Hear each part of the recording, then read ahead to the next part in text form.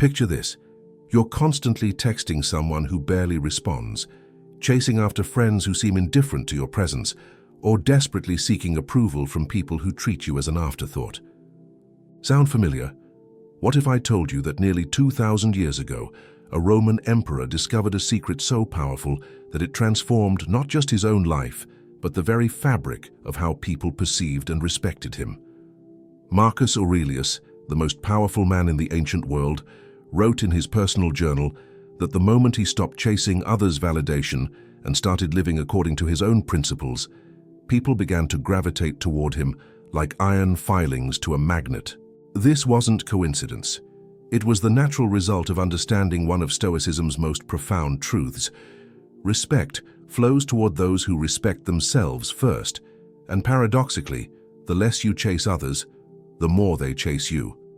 Today, you're going to discover why your desperate pursuit of others is actually repelling them, and how the ancient wisdom of Stoic philosophers can completely transform the way people see and treat you. By the end of this journey, you'll understand why Marcus Aurelius commanded the loyalty of legions not through force, but through the quiet dignity that comes from inner strength. You'll learn why Seneca, despite his immense wealth and political power, earned respect through his philosophical principles rather than his material possessions. And you'll see how Epictetus, a former slave who owned nothing, became one of the most respected teachers in Rome simply by mastering the art of self-respect. Are you ready to stop being the person who chases and become the person others naturally want to follow? The foundation of this transformation begins with understanding what Marcus Aurelius called the discipline of desire. In his meditations, he wrote, "How much trouble he avoids who does not look to see what his neighbor says or does, but only to what he does himself." This wasn't just philosophical musing. This was the practical wisdom of a man who ruled an empire spanning 3 continents. Marcus understood that the moment you start chasing others for validation, you hand them the keys to your self-worth, and nothing repels people faster than desperation disguised as friendship. Consider the historical context. Marcus Aurelius became emperor in 161 AD, inheriting an empire plagued by wars, plagues, and political turmoil. He could have easily fallen into the trap that destroyed so many rulers before him, surrounding himself with flatterers and yes-men, desperately seeking approval from the Senate, or trying to buy loyalty through lavish gifts and favors. Instead, he did the opposite. He focused entirely on his own character, his own decisions, and his own principles. He wrote to himself, "Be like the rocky headland on which the waves constantly break. It stands firm, and round it the seething waters are laid to rest."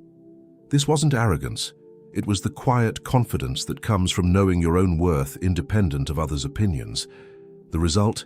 History records that Marcus Aurelius was one of the few Roman emperors who never faced a serious challenge to his authority from within his own circle.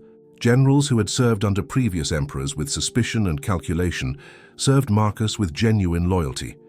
Senators who had schemed against other rulers found themselves naturally drawn to his steady presence. The secret wasn't charisma or manipulation. It was the magnetic quality that emerges when someone stops needing external validation and starts operating from a place of inner strength. This principle applies directly to your modern life in ways that might surprise you. When you stop constantly texting that friend who barely responds, something interesting happens. They start noticing your absence. When you stop being available at everyone's beck and call, people begin to value your time more highly. When you stop seeking approval for every decision you make, others start looking to you for guidance. This isn't game playing or manipulation. It's the natural result of what Seneca called otium, the productive use of leisure time for self-improvement rather than chasing others. Seneca himself provides a perfect historical example of this principle in action. Born into a wealthy family in Córdoba, Spain, Seneca could have easily spent his life as a typical Roman aristocrat, hosting lavish parties, buying friendships, and desperately climbing the social ladder through political maneuvering. Instead, he chose a different path. He wrote extensively about the futility of seeking happiness through others' approval, stating, "Every new beginning comes from some other beginning's end." Seneca understood that true respect comes not from what you chase, but from what you choose to walk away from. The historical record shows us exactly how this played out in Seneca's life. When he was exiled to Corsica by Emperor Claudius in 41 AD, he could have spent his time desperately writing letters, begging for forgiveness, or trying to curry favor with influential Romans who might intercede on his behalf. Instead, he used his exile as an opportunity for philosophical reflection and writing. He focused entirely on his own growth, his own thoughts, and his own character development. The result: when he was eventually recalled from exile, it wasn't because he had successfully lobbied for his return. It was because his reputation as a philosopher and thinker had grown so strong that the imperial family actively sought him out to tutor the young Nero. This historical example reveals something profound about human nature that the Stoics understood intuitively. People are naturally drawn to those who seem complete in themselves. When Seneca stopped chasing political favor and started pursuing philosophical wisdom, he became infinitely more valuable to those in power. The same dynamic works in your personal relationships. When you stop chasing that friend who treats you poorly and start investing in your own growth and interests, you often find that they begin reaching out to you. When you stop desperately seeking romantic attention and start building a life you're genuinely excited about, you become naturally attractive to others. Epictetus, perhaps more than any other Stoic philosopher, understood the power that comes from not chasing others, because he had experienced both sides of this equation in the most extreme way possible. Born a slave in Hierapolis around 50 AD, Epictetus spent the first portion of his adult life literally owned by another human being. He was property, completely dependent on his master's whims for everything from food to shelter to basic human dignity. Yet even in this position of ultimate powerlessness, Epictetus discovered something that would later make him one of the most respected teachers in the Roman Empire. The turning point came when Epictetus realized that while he couldn't control his external circumstances, he had complete control over his internal responses. He wrote, "No one can hurt you without your permission." This wasn't naive optimism. This was hard-won wisdom from someone who understood powerlessness intimately. Epictetus stopped mentally chasing his master's approval or hoping for better treatment. Instead, he focused entirely on developing his own philosophical understanding and inner strength. The historical accounts tell us that even while enslaved, Epictetus began attracting other slaves and even some free Romans who were curious about his philosophical insights. When Epictetus was eventually freed, he didn't use his freedom to chase wealth, status, or the approval of influential Romans. Instead, he established a school of philosophy in Nicopolis and continued focusing on his own teachings and development. The result was remarkable. Senators, merchants, and even members of the imperial family traveled hundreds of miles to study with a former slave who owned virtually nothing material. They came not because Epictetus chased their attention, but because he had something they desperately wanted: the inner peace and strength that comes from complete self-possession.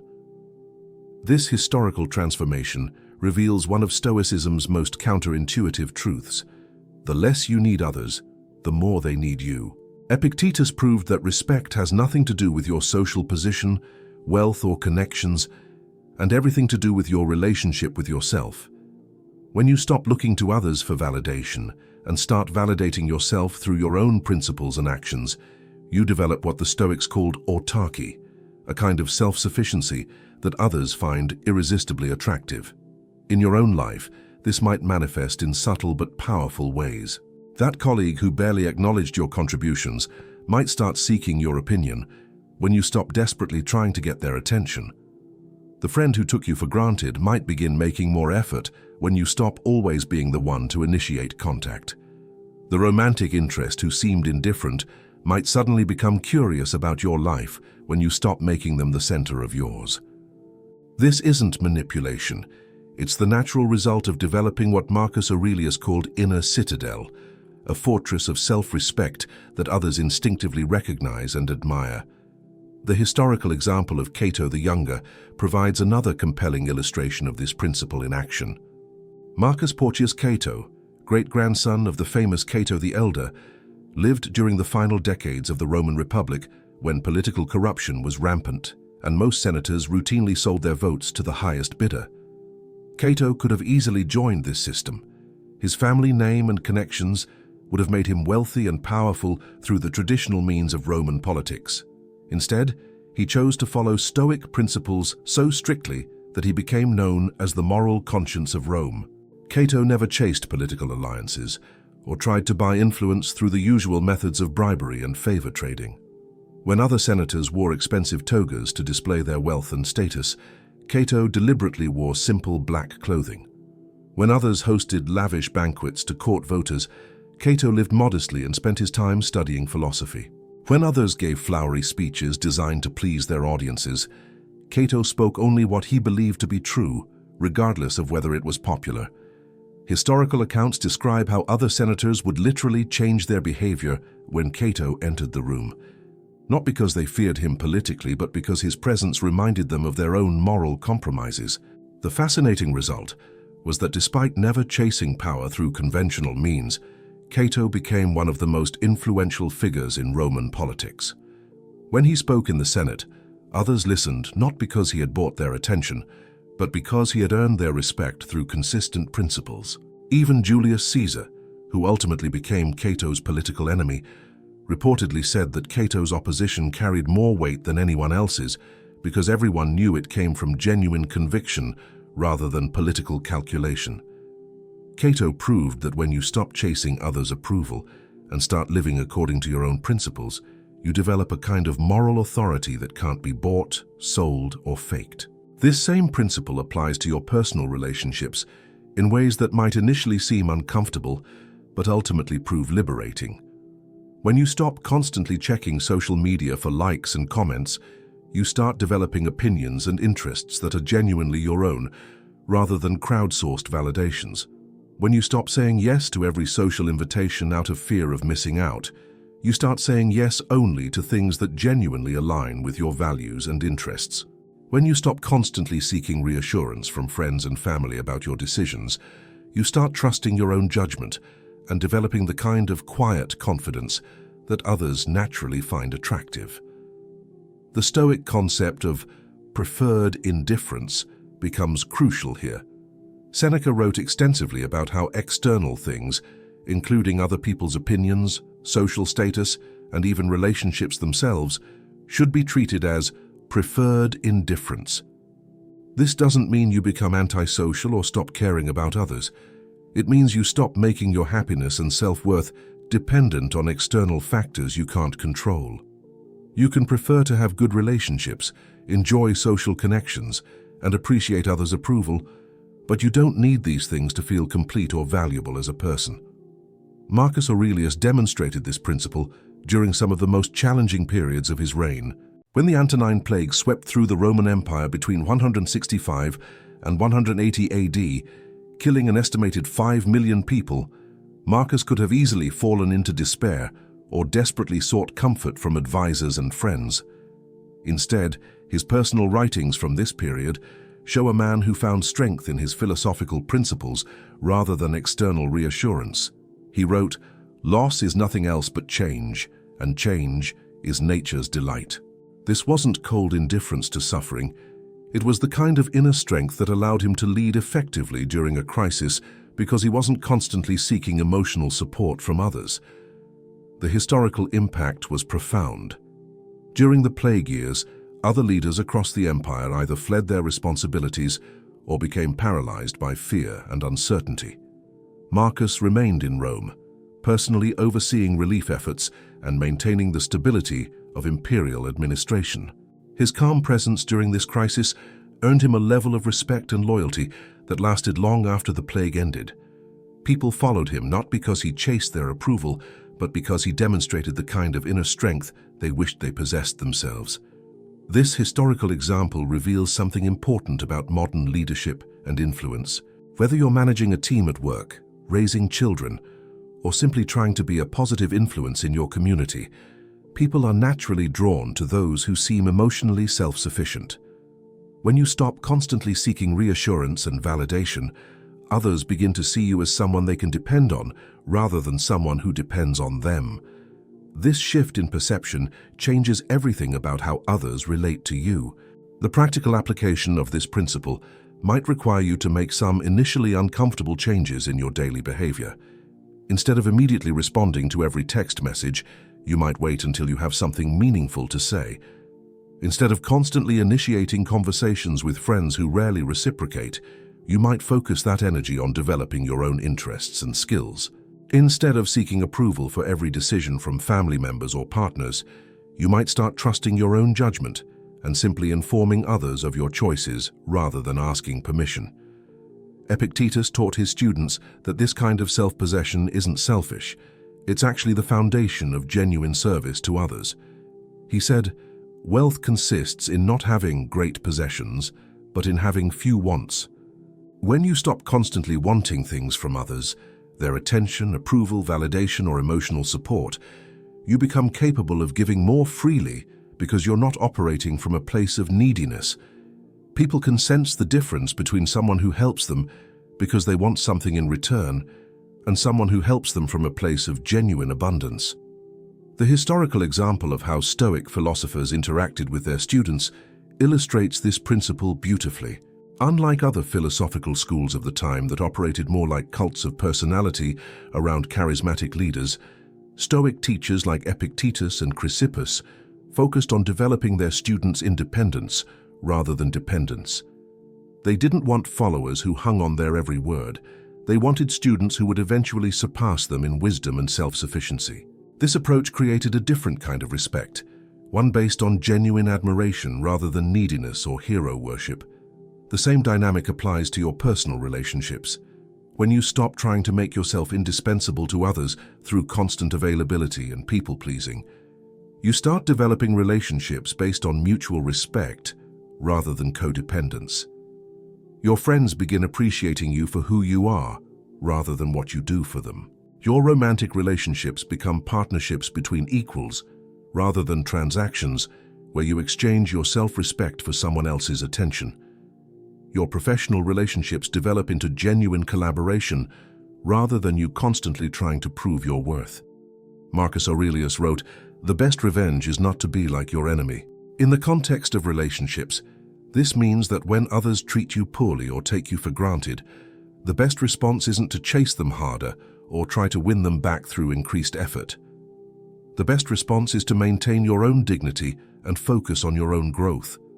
This isn't about being cold or vindictive. It's about recognizing that you can't control others' behavior, but you can control your own response to it. The historical record shows us how this played out in Marcus Aurelius's personal life. When his wife Faustina was rumored to be having affairs, Marcus could have responded with jealousy, accusations, or desperate attempts to win back her affection. Instead, he chose to focus on his own character and duties as emperor. He wrote in his meditations, "How much more grievous are the consequences of anger than the causes of it." Whether the rumors about Faustina were true or not, Marcus's response earned him more respect than any amount of jealous behavior could have achieved.